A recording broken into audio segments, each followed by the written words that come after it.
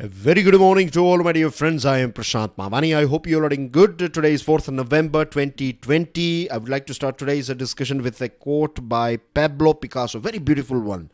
Youth has no age. You see people who are 80 plus, 90 plus, but if they are full of spirit, hope, optimism, laughter, then they are young. And I'm sure you have seen many of so-called youngsters. They are 25, 30, and they feel they are weak and their thought process is outdated. So they are old, simple as that. So it's our belief system, right, that defines our youth, that defines our, or if being young is all about, I would say, state of mind. With this, dear friends, Big Diwali sale is on. This is going to last till 17th November. Flat 50% plus extra 10% discount when you use Diwali 10. This is available on all our smart courses. To find out more about it, all you have to do is download our mobile application. Dear friends, we have 5 important articles on our table. The first 2 are about India-Nepal defense ties.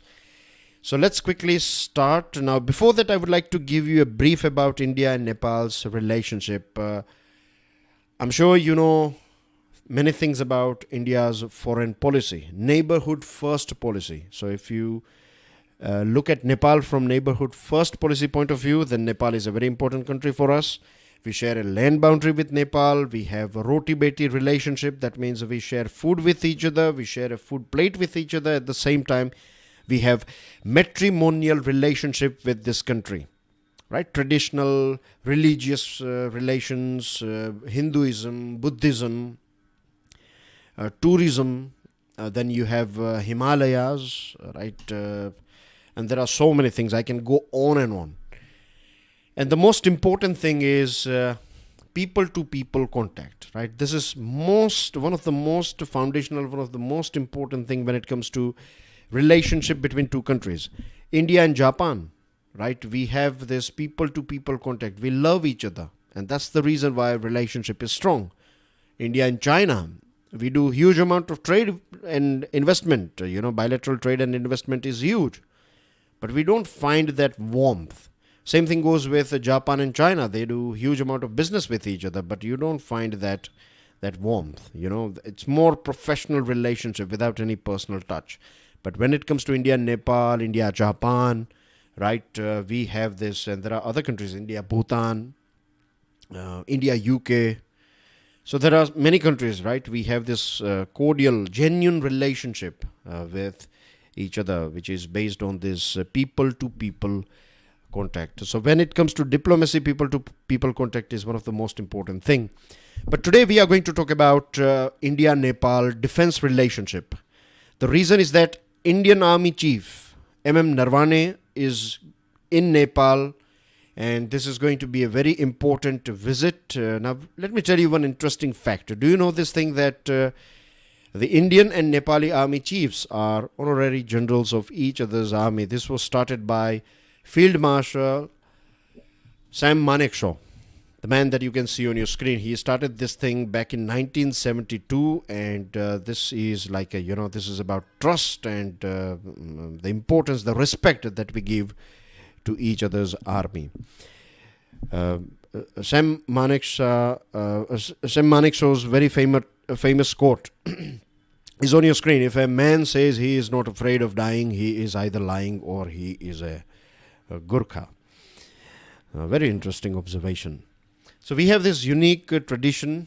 We have a very unique relationship with each other's army, and two armies are fundamental pillar, which is based on history, contemporary partnership, symbolic respect, and organic ties with each other. The presence of Nepali citizens in Indian army, and some of them, they have laid their lives as well. They have given a supreme sacrifice for security of our country. And no money, no salary can buy this thing.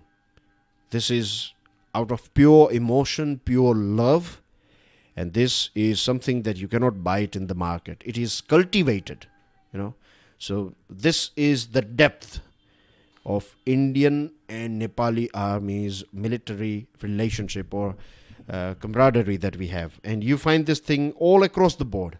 There are so many retired officers, there are so many senior officers, right? They have trained together, they have taken huge amount of risks together, they have spent their younger days together, they visit each other, they have family relationship, and this is means I can go on and on. I used to have I can call him a friend. We used to meet quite often, but this guy, right? His father was he was a Gurkha, and his father used to work for Indian Army, and he took 3 bullets in Jammu and Kashmir, right? So we huge respect for that guy. So there are so many things. There are so many examples like this when it comes to India and Nepal's relationship. Now, this article has a very interesting fact that it was on the then Indian Foreign Secretary Shyam Saran. Does this name, rings a bell? Shyam Saran. We have gone through his article many times. In future, when we'll find this article, I will tell you, I will remind you this fact. So it was on the then Indian Foreign Secretary Shyam Saran's advice that then Royal Nepalese Army Chief Pyar Jung Thapa went to the autocratic monarch Gyanendra Shah in 2006 and told him that the military could not suppress popular aspirations anymore. This led to the restoration of democracy in Nepal. General Narwane is likely to emphasize this bond and convey to the Nepali authorities India's security sensitivities.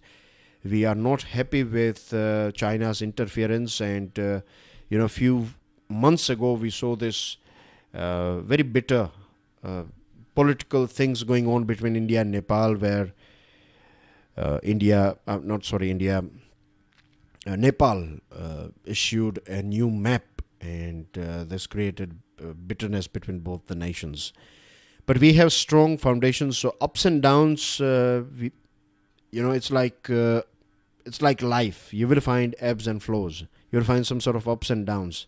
But overall, the relationship is standing on a very solid base, people-to-people contact, as well as this military relationship.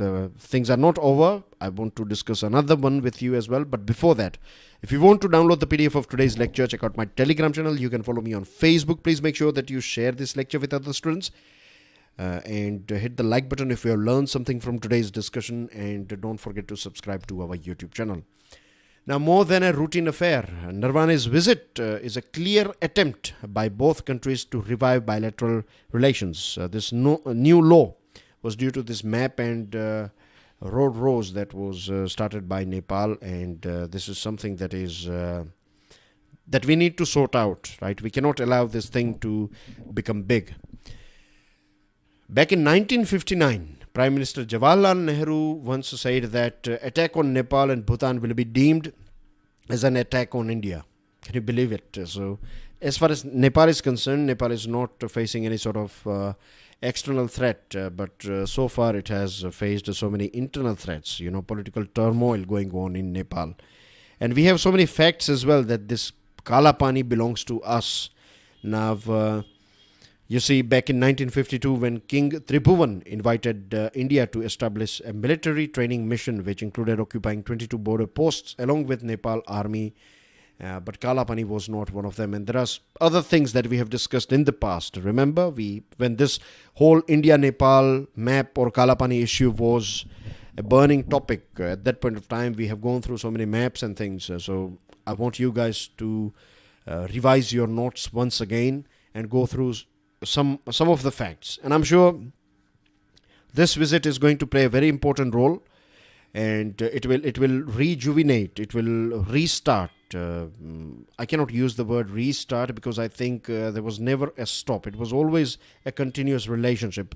So it will revitalize, it will add new energy in India and Nepal's relationship. The things that are going on at present in Nepal is because, in Nepal they have this new political party. Communist government is ruling Nepal at present. So Chinese influence, very natural that you will witness, rising influence of China when you have a communist party ruling your country.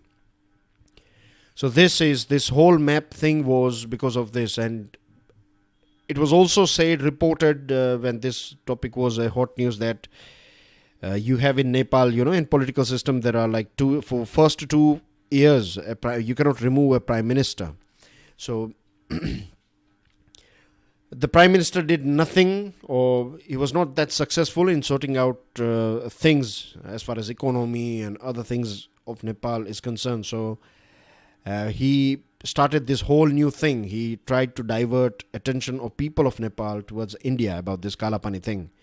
But I think he failed in doing that because I think he underestimated this strong foundational relationship. So enough about Kalapani, enough about this communist lobby and things.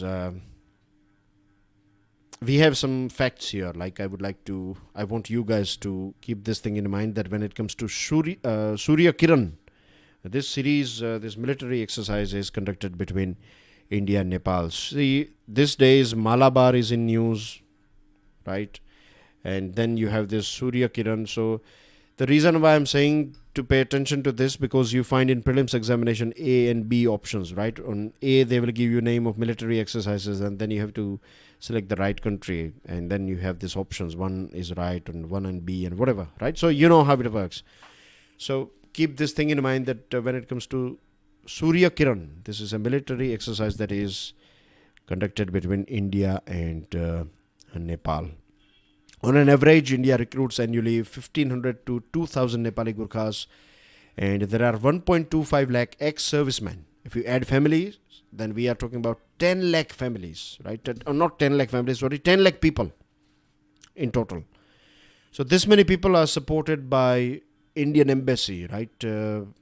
All the facilities, their pensions and everything is given. And of course, they have delivered, they have protected, and they have played a very important role in security of our country. So it's our responsibility, as well as it's very important that we look after them. But this is how big it is, 10 lakh people.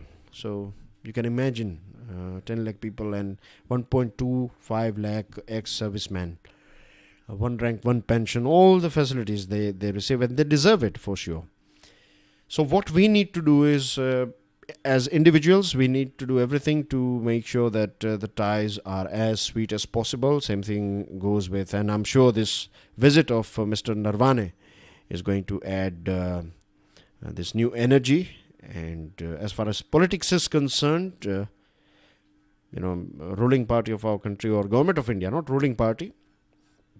Ruling party has nothing to do with it. Government of India should make sure that things are cordial always between India and Nepal.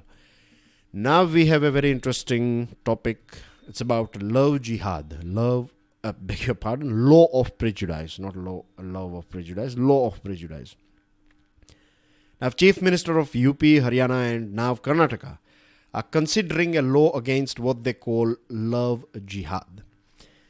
Now, I know that when I use this word love jihad, naturally the thing that is going to pop up in your head is about this recent controversy of this Tanishq advertisement. And you have this in Haryana, a very horrid incident took place.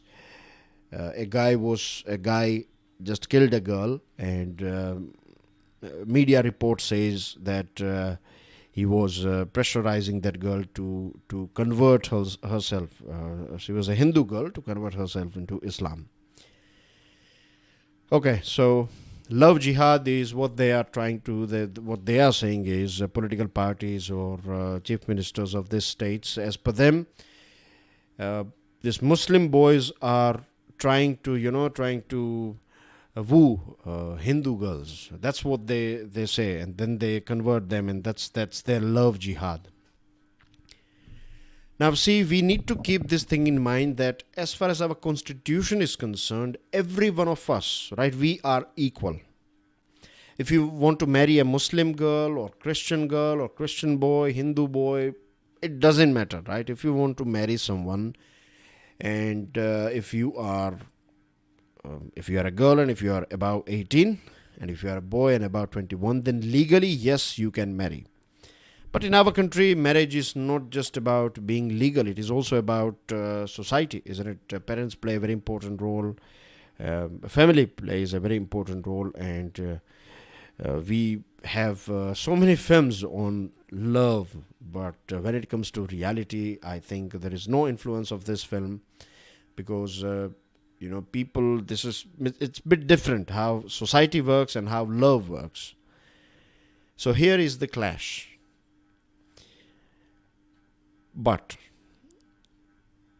to understand this whole thing, we have to keep this thing in mind, that what is right. Now the question is like, is there love jihad thing going on? I'm not sure. I don't know.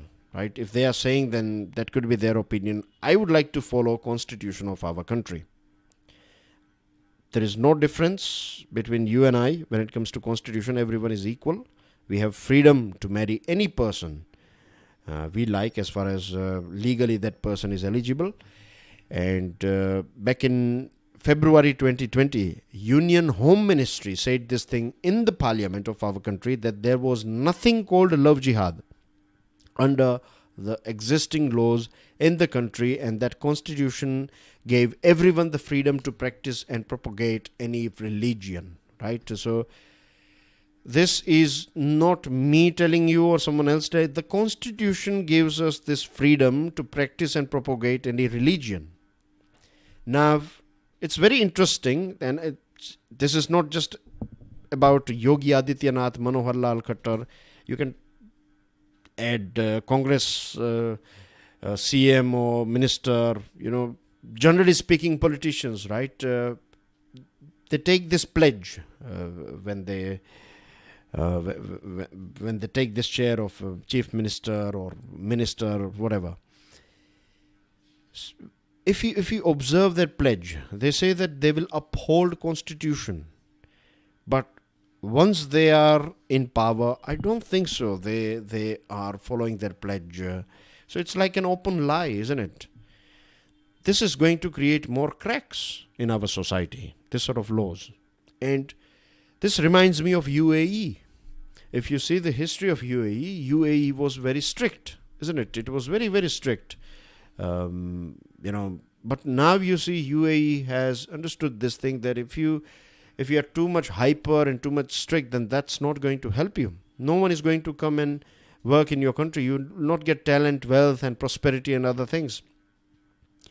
So we can learn so many things from UAE, that this country, it's a monarchy. They have this monarchy system over there, isn't it? And this country is liberalizing itself, right? They are allowing temples, and there are so many things. It was not just against temple or churches. There were so many things that you find in a free world they were not available in, or you were not able to do that in UAE. But now, yes, you can. Of course, there are restrictions, rules and regulations, and it's their culture. But things are moving in right direction. And in our country, if you go back in the history of our country, then you find that when it comes to ideology, we were so open, right? We were so open. The people of our country, they were so open. They used to discuss anything they like, right? But here we find that nowadays we are, in terms of money and everything, we are getting richer. But in terms of thinking, we are getting poorer. That's what I think. Not everyone, but there are few people and few political parties, or they are this sort of agenda groups, like they are even not considering the things that are written in our constitution. And we have to keep this thing in mind, that all Hindu women are not gullible, right? It's not like they don't have any logic at all. So you cannot just generalize this whole thing. I'll leave it on you guys to think about it. Hitting fossil fuel companies where it hurts. Very interesting, very creative article, right? This article is written by Sujata madam, and I am a big fan of her. Every time I read her article, there is something new. She writes about environment most of the time, climate change and environment. And Here it starts with a very interesting fact that this apartheid system in South Africa collapsed ultimately because of this divestment movement. Divestment means a process by which money put into stocks and bonds of certain companies is withdrawn. So you will not invest in a particular company, right? You will not buy shares. If you have shares, then you will sell those shares because you don't like that particular company. So a committed campaign by various organizations has over the last decade or more systematically attacked equity or investments and loans or credit available to fossil fuel industry. These organizations are targeting the finances of fossil fuel companies, and they are feeling the heat of this thing. Now, we know that cost of production of renewable sources are going down every day, and this is creating a big competition for fossil fuel companies. On the other side, we find organizations or activists like Rainforest Action Network, 350.org, Go Fossil Free, People and Planet, and there are so many youngsters, university students, faculties, and committed people. They are doing their level best in their own capacity. They're trying to make a positive change through which more and more people adopt green way or sustainable way of life. And they are even targeting these banks as well. Those banks like JP Morgan Chase, Royal Bank of Canada, Bank of China, MUFG, it's a Japanese bank, Wells Fargo, Citibank. There are so many of them. These banks, they finance fossil fuels or fossil fuel companies. And recently, Goldman Sachs, and this was a big thing. This is a very big thing when a company like Goldman Sachs is saying that it will not finance oil drilling in Arctic National Wildlife Refuge because now they are thinking that this is not ethical and this is very risky. University of California has said that it is divesting from UC Regents Investment Committee because I beg your pardon, UC Regents Investment Committee chair has said that University of California was divesting not for ethical reasons but because it considers fossil companies to be risky. So even if you are not taking it like Goldman Sachs is not doing it because of ethical reason, but here you see University of California has openly said that it's not about the ethics, it's about like it's a very risky investment. You never know what is the future of these fossil fuel companies. So the wheel is in motion. We are heading in a right direction, right? We need this sort of big disruption because these fossil fuel companies, they are huge, right? They have huge amount of money and resources. They can lobby and influence so many top players. But this sort of organizations now they can feel the heat. And just imagine like apartheid system, right? One of the main ultimate collapse of apartheid in South Africa was due to hardship caused to the regime by divestment movement. So let's hope this will be a sunset for fossil fuel companies and a sunrise for sustainable way of life. Academia and free will. India announced National Economic Policy 29 July 2020, and one of the goal is to make India a global knowledge superpower and to achieve SDG 4, that is Sustainable Development Goal number 4.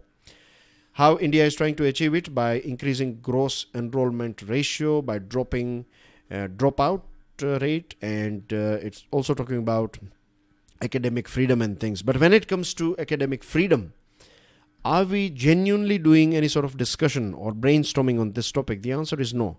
And the reality is that if you go through this academic freedom index, which considers this 8 points, freedom to research and teach, freedom of academic exchange and dissemination, institutional autonomy, campus integrity, freedom of academic and cultural expression, constitutional protection and academic freedom, international legal commitment to academic freedom, under the International Covenant on Economic, Social and Cultural Rights and existence of universities. So if you go through this whole AFI, then we find that we are not good at all. We are standing with Saudi Arabia and Libya. In fact, Malaysia, Pakistan, Brazil, Somalia, Ukraine, they are doing better than us when it comes to academic freedom index. And Uruguay and Portugal, they are at the very top of AFI. I have one question for you. Give me the capital of Uruguay. Also tell me the names of the nations with which Uruguay shares its land boundary, right? And also tell me the third one is in which continent you find this country Uruguay. So Uruguay and Portugal. Portugal is not a rich country, right? At present, it's going through so many economical problems, but then as well you find that academic freedom index academic freedom index, it is doing quite well. It is closely followed by Latvia, and then comes Germany. So this is the ground reality. Now, NEP 2020 claims that it is based on principles of creativity and critical thinking, and it will try to make education system free from political and external interferences. But I would say that this is possible only if we get rid of this system where we appoint our top players like vice chancellors, pro vice chancellors, registrars, right? Their appointment is highly politicized. So when someone is doing a favor on you by making you VC or pro VC, then that particular person is going to, or that particular political party is going to play a very important role. Or as far as I know, most of the time, right, if you are associated with a political party, only then you will be made VC, or most of the VCs are when it comes to government universities and colleges, you find that VCs are associated. They have deep roots with political parties, and then you find this political culture in that particular institution. So it should be free, right? It should be free from political interference, just by allowing the policy states that the faculty will be given freedom to design their own curriculum and pedagogical approaches. So this is written in policy, but there are so many things written in our constitution. Do we find all those things in reality? The answer is no. In the same way, writing a policy, that's, I'm not saying easy or a cakewalk. Yes, we find very interesting and important points in national education policy, and I'm not being pessimistic, I'm being optimistic that genuinely we find so many good things. But the most important thing is implementation, right? If we cannot implement it, then it's going to be of no use. So let's hope, fingers crossed, that this time this new education policy 2020 will be thoroughly implemented in our country, and we will see a big change as far as education system is concerned. And that's everything from my side. Thank you very much for watching this video. Again, dear friends, I would like to remind you about big Diwali sale. Make the most out of it, right? In very few weeks time we'll hit the 17th November, so don't wait for 17th. Gift yourself a smart course today itself. And I'll see you with daily financial news analysis. Till then, enjoy your studies. God bless you all. Jai Hind.